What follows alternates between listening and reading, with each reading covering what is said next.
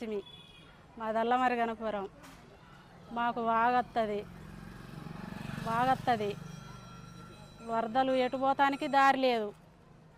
ఇక మేము పోయినసారి అట్లనే గుడిసెలు వేసుకున్నాం, పోయి బోరు మీద గుడిసెలు వేసుకున్న తర్వాత ఫారెస్ట్ వాళ్ళు పోలీసులు వచ్చి గుడిసెలు పీకేసిండ్లు కూడా వేసి తర్వాత ఇక ఎవరి ఇళ్ళల్లో కాలు పోండి అని వెళ్ళగొట్టిండ్లు.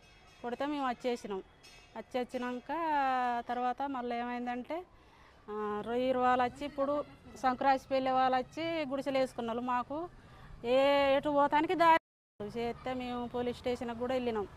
పోలీసు వాళ్ళు కూడా ఎవరు పట్టించుకోలేదు.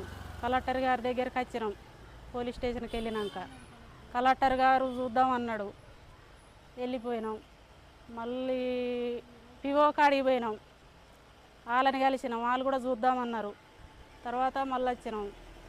వాళ్ళు ఈ ఐటీడీ వాళ్ళు మనుషులు పంపించిళ్ళు చూస్తామని మా ఊరు చూసి వెళ్ళిన తర్వాత మళ్ళీ ఈ రొయ్యరు వాళ్ళ కాడికి పోతే వాళ్ళు మమ్మల్ని అసలు పట్టించుకుంటా మమ్మల్నే గెదింగిన తంతాన్లు. రోజా, నేను అల్లంవారి గణపురం నుంచి వచ్చాను. మా ఊరు చుట్టూ మొత్తం వాగొచ్చింది. అయితే మేము ఇప్పుడు అక్కడ నుంచి వేరే కాడికి అంటే ఎత్తుగడ్డ ఉన్న కాడికి వెళ్ళాలనుకుంటున్నాం. పోయినసారి కూడా మేము అక్కడికి వెళ్ళాం. ఈసారి కూడా మళ్ళీ చుట్టూ వాగొచ్చింది. ఇప్పుడు ఎవరు కూడా పట్టించుకోవట్లేదు. అప్పుడు అక్కడికి వెళ్ళిన తర్వాత ఫారెస్ట్ ఆఫీసర్లు అందరూ వచ్చి మా ఇళ్ళనన్నీ పీకేశారు. మాకు ఇంటి స్థలాలు కావాలని ఇక్కడికి వచ్చిన ఎత్తైన ప్రదేశాలలో మాకు ఇల్లులు కట్టించాలనేసి.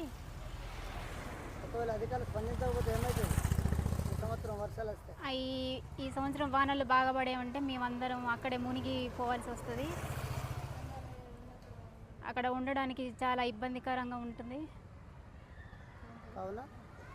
కావున మాకు అక్కడ ఇంటి స్థలాలు చూపించాలనేసి ఆఫీసర్ గారిని కోరుకుంటున్నాం సార్.